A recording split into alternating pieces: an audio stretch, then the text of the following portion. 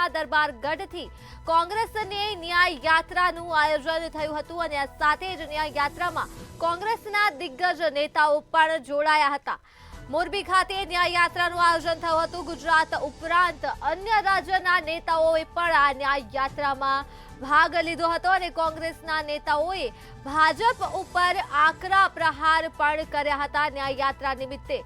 ત્યારે ભાજપના ભ્રષ્ટાચારી શાસન સામે અમે અવાજ ઉઠાવીશું, ન્યાય યાત્રામાં કોંગ્રેસના કાર્યકરો દ્વારા કહેવામાં આવ્યું છે। આ ઉપરાંત ભાજપના શાસનમાં સવાલ પૂછવાની પાબંદી છે તો ન્યાય યાત્રામાં કોંગ્રેસના દિગ્ગજ નેતાઓ જોડાયા હતા અને આ નિવેદન સામે આવી રહ્યા છે મોરબી ખાતે યોજાયેલ ન્યાય યાત્રામાંથી, જ્યાં કહેવામાં આવી રહ્યું છે ભાજપના ભ્રષ્ટાચારી શાસન સામે અવાજ ઉઠાવીશું અને ભાજપના શાસનમાં સવાલ પૂછવાની પાબંદી છે। તો કોંગ્રેસના નેતાઓએ ભાજપ ઉપર આકરા પ્રહાર કર્યા છે ન્યાય યાત્રા દરમિયાન। આ ન્યાય યાત્રામાં કોંગ્રેસના દિગ્ગજ નેતાઓએ પણ હાજરી આપી હતી અને ગુજરાત ઉપરાંત અન્ય રાજ્યના નેતાઓ પણ આ ન્યાય યાત્રામાં જોડાયા હતા, જે નીકળી હતી મોરબીના દરબારગઢથી।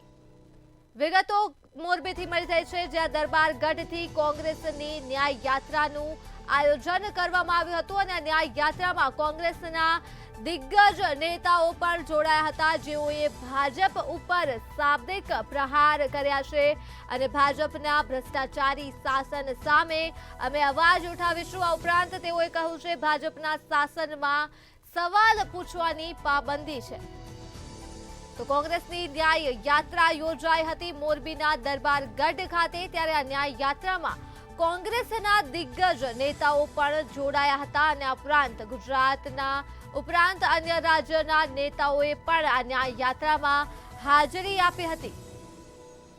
તો વિગતો મોરબીથી મળી રહી છે, જ્યાં કોંગ્રેસની ન્યાય યાત્રાનું આયોજન થયું હતું। દરબારગઢ ખાતેથી કોંગ્રેસની ન્યાય યાત્રાનું આયોજન થયું હતું અને મોટા પ્રમાણમાં કોંગ્રેસના કાર્યકરો ઉપસ્થિત રહ્યા હતા।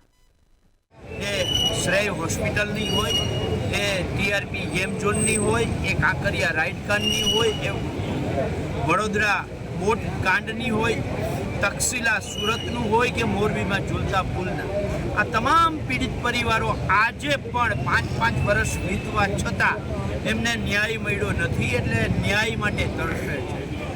દરેક ઘટના પછી તરત જ એક એસઆઈટી નીમવામાં આવે છે, એક જાંચ સમિતિ નીમવામાં આવે છે, એક સત્યશોધક સમિતિ નીમવામાં આવે છે, પણ આ તમામ સમિતિઓ જાણે ભાજપના ભ્રષ્ટ નેતાઓને કેવી રીતે બચાવવા, ભાજપને મદદ કરતા અધિકારીઓને કેવી રીતે બચાવવા, એના સિવાય કાંઈ કામ કરતી નથી। એટલે તમામ સમિતિઓ છે એ માત્ર અને માત્ર સત્યશોધક સમિતિના બદલે ભીનું સંકેલો સમિતિ બનીને રહી જાય છે।